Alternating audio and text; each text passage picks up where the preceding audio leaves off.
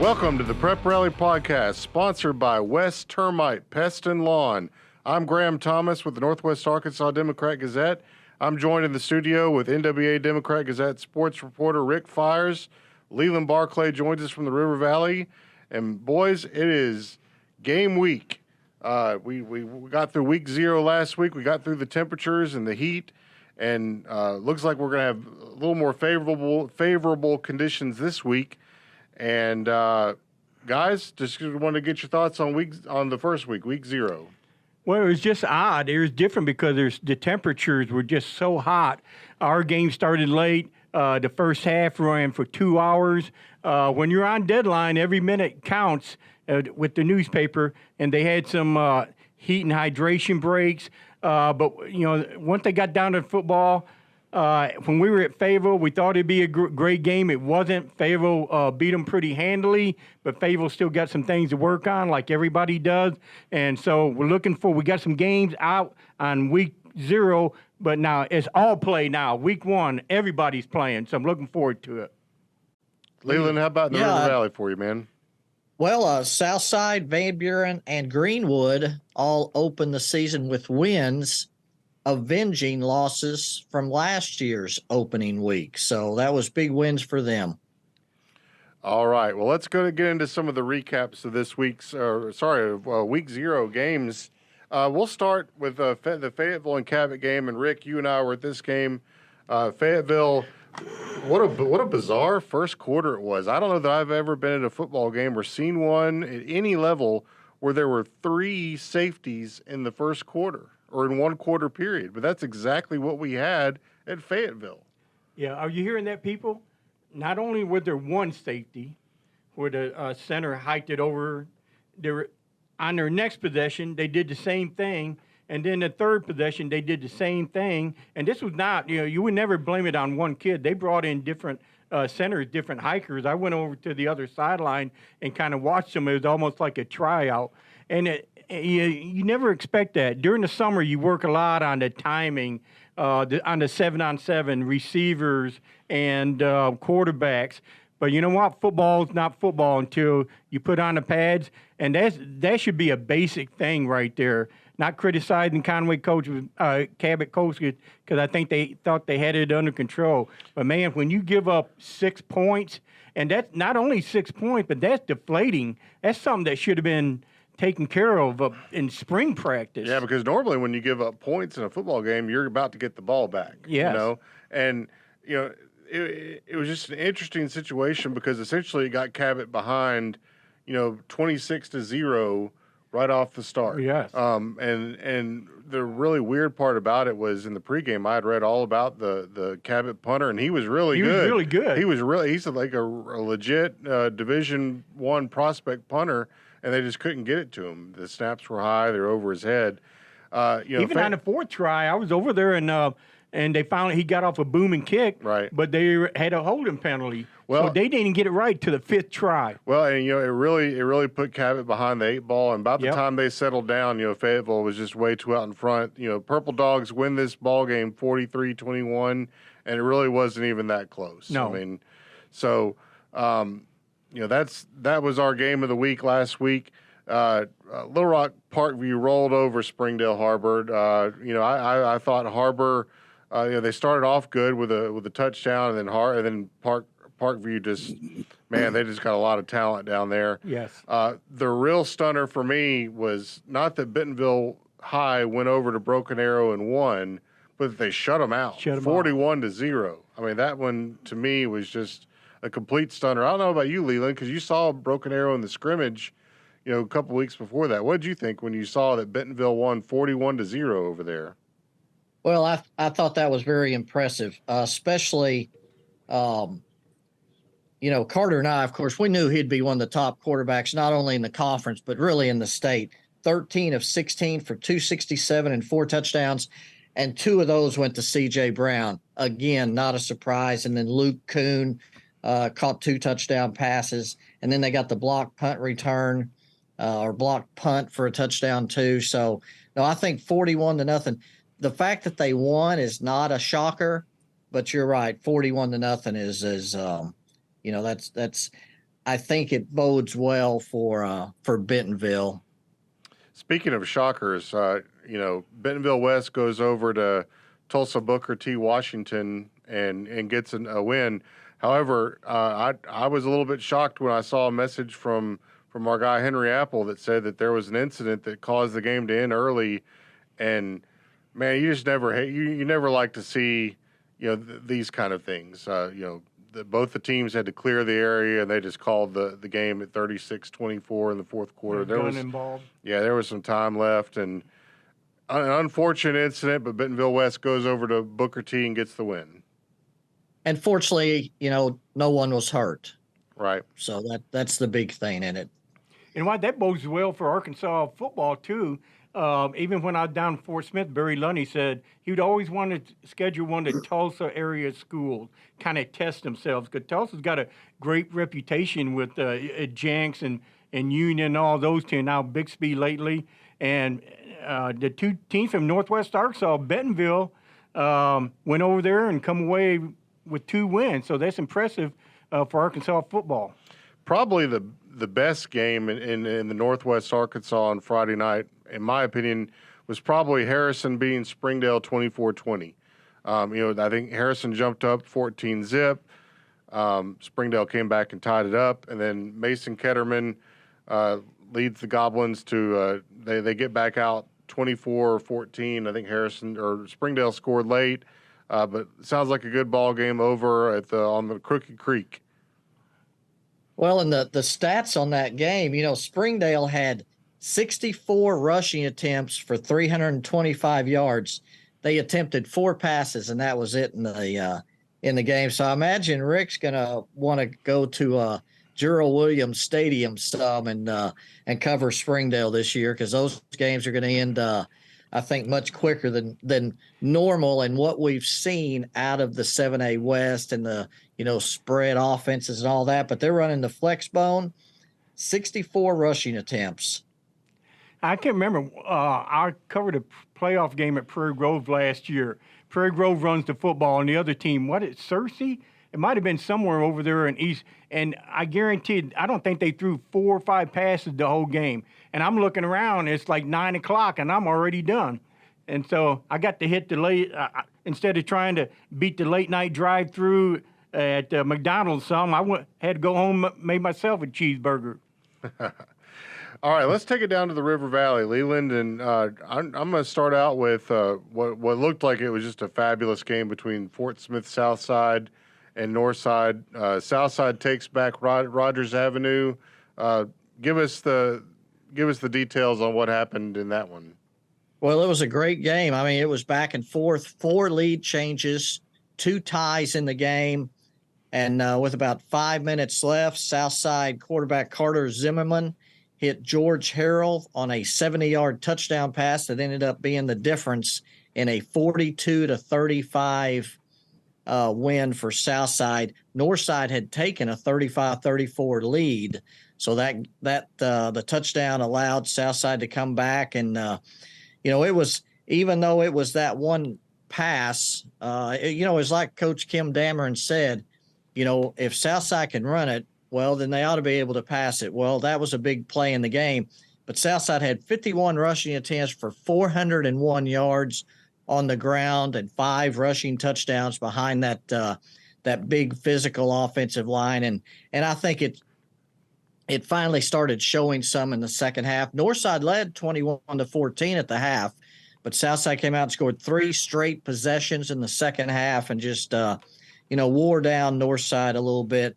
But I tell you, McLean Moody put on quite a show for Northside too. 30 of 42 for 343 yards and 4 touchdowns, and he's going to be a good one to watch. Cam Massey, 12 catches for 143 yards and 2 touchdowns, and then they have Rashawn Clark and Ezra Phillips. 3 of those 3 receivers combined for 300 yards receiving in the game. So Northside's going to be fun to watch too, but Southside ended a 7-year losing streak to the Grizzlies. Unbelievable. Well, congrats to the Mavericks for their big win. Now you get to have the bragging rights for a year, and next August we'll be I'm sure the Grizzlies will be right back trying to get it back. The end of the sign's right above your head there, Leland. It's important. So the Rogers Avenue deal. We're going to go over to Van Buren, and I think a shocker. I did not. I think some people thought Van Buren could win. I picked them to win. A lot of people picked Alma, but man, Van Buren was rolling on offense. Absolutely. Alma took the opening kickoff, drove down, and took a 7-0 lead pretty quickly. I think it was a 7-play drive. Looked very impressive doing it.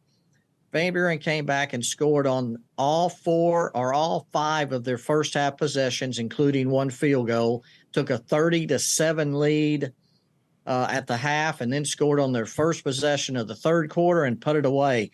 Ended up with 481 yards of offense, 22 first downs. Senior quarterback Bryce Perkins was 19 of 27 for 337 yards and 5 touchdown passes, including one to 300-pound lineman Alex Wilburn on a 5-yard touchdown catch. So they even got the big boys involved in this one. Trenton Cooley, 8 catches for 174 yards and a touchdown.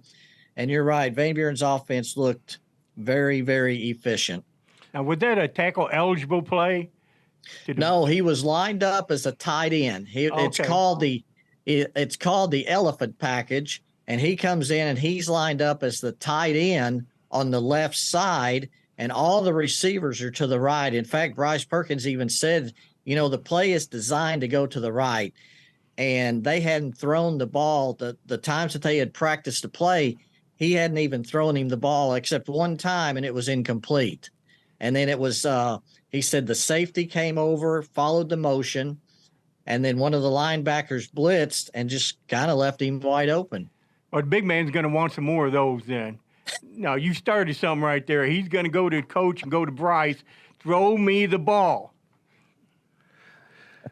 Over in Greenwood, Stillwater, Greenwood played Stillwater, and that was a return game from last year. Stillwater beat Greenwood last year, and this year was the Greenwood kind of flipped the script on Stillwater. Not a real surprise there. I figured Greenwood would win this one, but looks like a good opening for the Bulldogs.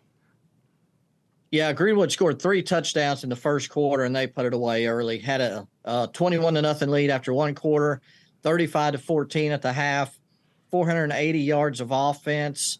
Sophomore quarterback Kane Archer. We've heard so much about him that sometimes it's kind of hard to believe. Like Coach Chris Young says, sometimes it's hard to believe that he is just a sophomore. He was 23 of 31 for 285 yards and 4 touchdowns. And I tell you, the receiving core of Grant Carnes, L.J. Robbins, and Isaiah Arrington, there's something. They combined for 271 yards of receiving an offense that was efficient. And then Braden Davis added 104 yards and 2 touchdowns on the ground. So, they're rolling early. Just to go over a few more games here from Northwest Arkansas and the River Valley. Rogers High was all over Little Rock Southwest. We thought maybe that game would be a bit better than the final score of 63-12 indicates. Now, there are a few things there, and Daryl Patton told me this, early last week. Southwest really couldn't practice outside. It's a situation where they really couldn't practice early in the mornings, and they definitely couldn't practice in the afternoons outside. So they had to practice in their gym. And so I think you'll see Southwest will be a little bit better as the season goes on, but Rogers was in control of that one. Rogers Heritage gets they were down 13-10 at Siloam Springs in the second half, and really Mary Dingle had some nice runs and a receiving touchdown, and they pulled away for a 38-13 win. Let's see. Those were the games that we covered the other night. Now, there were several other games. Gentry got a nice win over Westville, Oklahoma. Pea Ridge was all over Gravette in the season opener. Elkins with a shutout win, 51-0 at Pottsville, which Yeah. Pottsville is usually pretty stout defense. Just a couple of the highlights. Lamar had a good night, 35-0, and so lots of different scores for Friday night. But let's get on into this week's games, guys. I don't think it's any secret, what the game of the week is going to be this week, and we'll start and end basically with Conway at Bentonville. I talked to Buck James yesterday, and one of the things we talked about was there's this perception out there that now that Buck James is at Conway, that he'll somehow figure out a way to lead the Wampus Cats to a state championship in his very first year, because that's all he's done at Bryant. Basically, the last 5 years is win state titles. Well, and when talking with him yesterday, he doesn't really listen to that kind of stuff. And while he says that they've got a good football team and a lot of good talented players, they've got some work to do. Yep. And we've not seen Conway yet this year. They didn't play last week, and so they're going to be coming up to play a Bentonville team coming off a really big win. And, it should be a really, really good game. Just knowing the kind of kids Bentonville has, and talking with, like I said, with Coach James yesterday, Conway's got a lot of talented players, but this is their first time out. Yeah, I was down there visiting relatives when that announcement was made that Buck James had left Bryant, moved to Conway, and they're pumped up about it. I've got a couple of nephews that play in the younger 8th, 9th grade, and said when them kids come in there, they've always said, you got to run this time and you got to lift this much weight. So, and they were taken aback, like, what? So I said, so son, you going to quit? No, I'm going to get after it. So I like that attitude. And, they're bringing the Wampus Cats. When Peyton Hillis played down there, they were really tough. But, man, Buck James come in there. Anytime you move to another situation, there's always some changes, and kids going to have to get used to, just like I mentioned about, we used to do it this way with the old. Now, that doesn't matter anymore. Buck James is in control. They'll be better. Conway will be better. But I'm not saying they're going to win the state championship or anything, but I think they're going to be better, and look forward to that game. Well, and Bryant, they won the Salt Bowl on Saturday at War Memorial Stadium. They'll still be really good in that conference, and Conway will be no matter what happens Friday night against Bentonville. Yeah, the Conway team we're going to see at the end of the season will probably look a lot different than what we see on Friday night. So, Leland, did you want to chime in on this Conway at Bentonville matchup? I know you'd like to be there. Sure, but we're going to make you go somewhere else.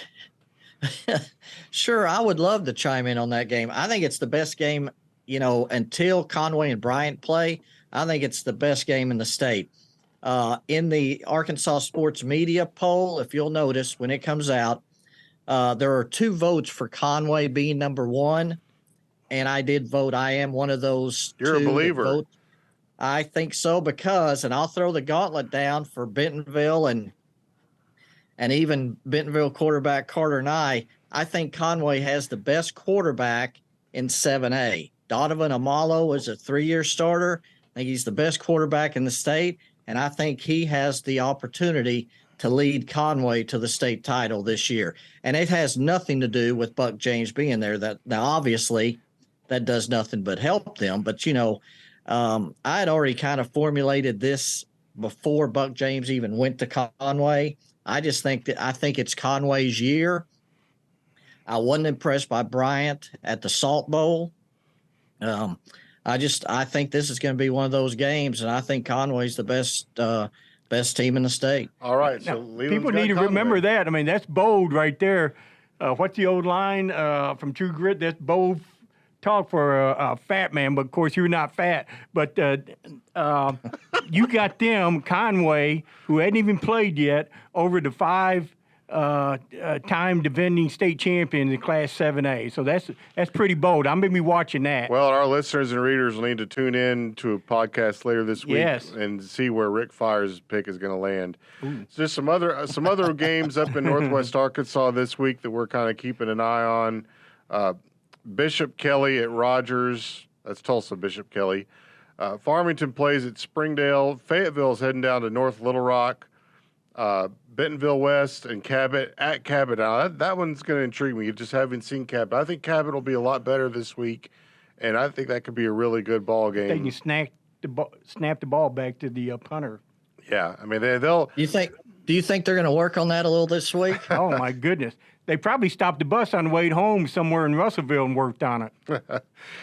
Springdale Harbor is heading over to Bixby, Oklahoma. Rogers Heritage is at Lewisburg, Kansas, out of the Kansas City area. Okay. So in the River Valley, Leland, you're going to be Greenwood at Fort Smith Northside, and can the Grizzlies get off the deck after being disappointed and come back and get ready for Greenwood? That's the question I've got. I think they can. I mean, they had a lead late. They had, I don't know if I'd say controlled the first half, but they certainly won the first half, 21-14. They had a late lead. And I'd tell you, McLean Moody, with those receivers, they have a running game with Isaac Wright. I'm impressed by Northside. Now, I think they started 3 sophomores on defense, which on the 7A level, that doesn't bode well usually, but they're talented sophomores. And I think, Coach Felix Curry kind of takes the approach that, if they're going to bite, they'll bite as pups. So I think Northside's, I think they certainly can get off the schneid against Greenwood. But Greenwood's, they look like they're clicking on all cylinders. Of course, they do what they do all year round. So I think they can, but it's going to be, it'll be a tough one. Well, and here's the other thing, Northside was up, 18 with 7 minutes left in that game last year and could not hold on to a lead, and Greenwood came back and won the game on a Hail Mary. I mean, there's got to be some thinking like we ain't letting that happen again.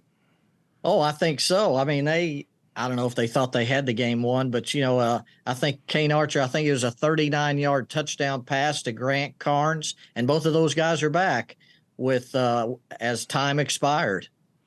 Another game down there that's really going to be a good one. I think Fort Smith Southside at Van Buren. That game we might have 120 points. Mm-hmm. I mean, it just may be a shootout, which will probably mean it'll end up being a defensive struggle. But go ahead. Well, and here's the thing about that game is both of those teams. I'm not sure we would have picked. I know, Rick's a horse player, but I don't know if we would have picked both of those teams being 1-0 going into that game. I wouldn't have. I'm not sure. So both of them are coming in with a lot of confidence and very good, offenses. We've already touched on what they did last week. So, yeah, that may be one of the games of the week because, I guess it was on August 13th when we put out the River Valley Football tab. We also had a story on the top games in the River Valley. You didn't have that in there, did you? And I think we had 5 of those games are this Friday night. Oh, okay. Gotcha. All right. Well, I'm looking forward to seeing how that one turns out at Blakemore Field. We'll see if each of those teams can get over the, because when you win a big rivalry game, you got to be able to put it behind you now, and now it's on to the next one. So we'll see if both of those teams are able to do that. That's a really fascinating sub play to this game, I think. Yeah, you won't be satisfied, but winning. We know how important these games are right now. There was a fun game. You came away with the win. It wouldn't have hurt you that much had you lost. But now you got that game behind you. Now it's time to get ready and to move on.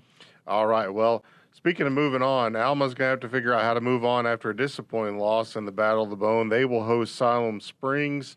Harrison, like we mentioned, had a big win against Springdale at home. They are at Mountain Home in a rivalry game. Shiloh Christian will make its debut this week at Little Rock Christian, and that's everything you're hearing is Little Rock Christian is really, really good, and the quarterback's going to Auburn. Walter White. Seems like that's going to be a tough environment for the Saints to go play in on Friday night. Especially with the freshman quarterback, right?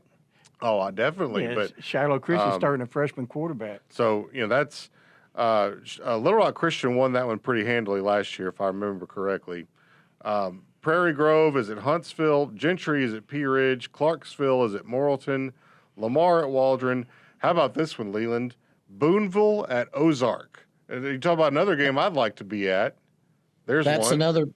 That's another big rivalry game. It's at Ozark. What do they play for down there? Is that the Jug or?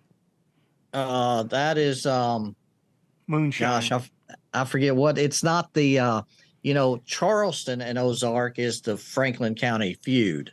Okay. Or Charleston and Ozark is the Franklin County feud. So, but this is a big rivalry game because it's kind of funny. Ozark really plays three rivals in its non-conference games. They've actually played Clarksville more than any other team in history, in their history. So that's a big rivalry game. And then, of course, Boonville and Ozark, and then Charleston, Ozark, the Franklin County feud. So that's a big one too. And Ozark's coming off a big win, and it's Boonville's opener. So, they're chomping at the bit to get back out on the field as well. We'll have coverage of that game in the Northwest Arkansas Democrat-Gazette as well. Lincoln is going to go down to Westville, and Lincoln scored a lot of points, and I imagine Gentry had some success against Westville, so we'll just see what happens down there. West Fork is at Berryville. How about this one? Elkins at Charleston. Wow. We'll see about Charleston. Right now, I'm feeling like Charleston may be a little bit overmatched against a high-octane Elkins offense and a defense that just shut out Pottsville. But I tell you what, everybody's writing off Charleston. We'll see. They are the defending 3A state champions. I'm not going to write them off. No. And as they say, champions, they don't die easily.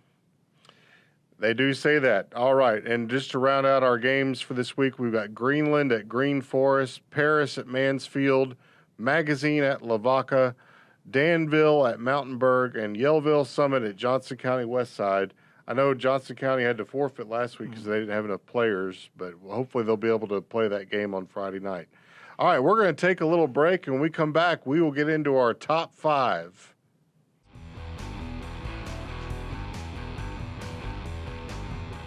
We're back with the Prep Rally podcast sponsored by West Termite Pest and Lawn. I'm Graham Thomas. I'm here with Rick Fires and Leland Barclay. And guys, we're going to jump into the top five here. And Rick, we're going to start with you. Top five. Okay. Fayetteville. We talked about Fayetteville dominating. They got that first win. But I tell you, when I'm 90 years old, sitting there in front of the fire with my feet soaking, which is going to be about 3 years from now when I'm 90, the thing I'm going to remember is the three safeties. Not one, not two, but three in a row where the team just gave up 6 points right there in the first quarter of the game. Secondly, because that's an oddity. Here's another oddity. We talked earlier about both Bentonville teams going over to Oklahoma and win. But how about this? Rogers Heritage and Rogers both won on the same night. Now, I went through the archives, and I couldn't find when that happened. I'm sure it's happened recently, but it had happened months since they split their school district, I think maybe in 2008 or something. So both them teams winning on the same night. That's good for Rogers School District. The next, Springdale High. We talk about Springdale High lost 24-20 to good Harrison team. I think that's a plus for Springdale High. They've kind of shucked the pass, the spread offense. They're going to a more of a run. And I saw one of the running backs gain like 80 or 90 yards. So I think they're going to be more competitive. And they got inside the 20 late in that game, really had a chance to win that. So I think Springdale is going to come back with a lot of confidence. They're going up against another really good 5A school, and that's Farmington. So I'm really looking forward to the result of that game. They're not, football is my favorite sport, love it, but there's a lot more going on beside football. And volleyball, Springdale Harbor and Shiloh Christian, right there in the heart of Springdale over there. In volleyball, had a hard-fought series the other day. Harbor won it 3-2 in a 5-game set, but credit to both teams right there. And, of course, Fayetteville got off to another fine start. I think they may be 2-0 already. They're defending champions, so they just really got it going over there in volleyball, and that's all from me. All right. Well, I'll pick it up right here. So I'm going to go back to that Farmington game you mentioned there, Rick. Farmington scored a whole lot of points in a win against Greenbrier, but Cameron Van Zant, the Farmington starting quarterback, got knocked out fairly early in that game. I think they were winning 13-7, and Aiden Lester, the backup quarterback, comes in and just puts on a show and throws a 71 touchdown to Luke Elsick late in the game, and Farmington pulls away for the big win. We're not sure about Cameron Van Zant for and what his status is moving forward, but it looks like Farmington has a guy they can count on in Aiden Lester if they need to. Great job by him. The Elkins offense and defensive performance in their win at against Pottsville. I tell you what, 51-0. So anytime you get a shutout, whoa, But so the defense, they did their job. Dizzy Dean completed 15 of 17 passes for 203 yards. Deshaun Chairs had 11 carries for 134 yards. That's your guys doing what they're supposed to do on a Friday night. Run and pass, man. They got that double threat right there, don't they? Yeah, they sure do. Anytime you can have balance with the run and pass, you're in a good situation. I'm gonna go back over to Harrison too, there, Rick. From the other side of things, Mason Ketterman, they were tied up 14-14, and he leads the Goblins on a scoring drive to take a 21-14 lead, and then they come back and Cody Burge kicks a field goal to go up 10. Especially after you'd already, saw a 14-0 lead slip away, and so the Goblins, rallied back and got him a nice home win. All right, I'm gonna go get off the football bandwagon for just a bit. I'm gonna go back over to volleyball, where Greenwood defeated Springdale Harbor behind 26 kills from Mia McCoy. Wow! Wow. I don't know a whole lot about volleyball, Rick. I like watching it, and that's a lot of kills. She put on a show. Yep. And last but certainly not least, on Monday of this week, the Rogers High golf team swept the Fayetteville Bulldog Classic on Monday at Fayetteville Country Club. And let me tell you, I've been following along a little bit. These Rogers golf teams they're going to have a chance. And then the really cool part about it is we got some family stuff going on here with this. So yesterday, Jack Scudder was the medalist in the boys match. Yeah. And then what is, kind of starting to making its rounds a little bit, he has triplet sisters. They're all freshmen playing for the Rogers High girls team. Wow. And they're all really good at golf. I don't know that Rogers has lost a golf match yet. And they're all freshmen. Every one of their starting varsity players on the starting five that they pull out are freshmen, led by Avery Allen and then the Scudder triplets. And I would, I know we've got Elizabeth and Kate, and I think it's Anna. I can't remember. But I tell you what, it's an exciting story, and so kudos to the Rogers golf teams. Leland, what you got? Top five. Of course, the first three are going to be, three of the games that we've already talked about, but I just want to point out a few things that really stand out. And, I'm kind of a stats guy. Rick Fires will tell you, stats don't tell the whole story, and that's true, but I like them. And Van Buren's 51-28 win over Alma. Of course, Van Buren had 481 yards of offense. They scored on 8 out of 9 possessions, including 1 field goal. But to me, the telltale sign, they had 27 rushing attempts. They had 27 passing attempts. So that's the epitome of balance there. In Southside's 42-35 win over Northside, of course, most of their, damage came on the ground. But Amari Tucker and Isaac Gregory have got to be one of the best 1-2 punches in the state at running back. They combined for 37 carries for 361 yards. Now, Tucker scored 4 of the touchdowns. Gregory didn't get into the end zone, but that's a tremendous 1-2 punch that I think is going to be worth watching the rest of this year. In Greenwood's 49-21 win over Stillwater, Greenwood scored on 5 first-half possessions, and they passed for 300 yards as a team, ran for 180. So anytime you can get close to that 300, 200 combination, that's tremendous. So again, they're going to be very balanced as well. Number 4, the fourth one I looked at, in Mansfield's 56-0 win over Magazine last week. And I like to call this the grand slam of touchdowns.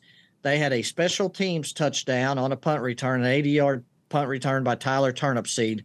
They had a 52-yard touchdown on a fumble return, so the defense scored. Then they had 4 rushing touchdowns and 2 passing touchdowns. So the grand slam of touchdowns for the Mansfield Tigers in their win over Magazine.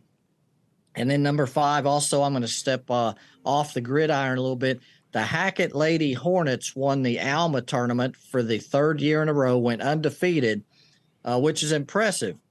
But in the championship game, they defeated Mansfield. So, a lot of good volleyball going on right now. And, Hackett win over Mansfield, the defending, 2A state champions. That was a big win for Hackett.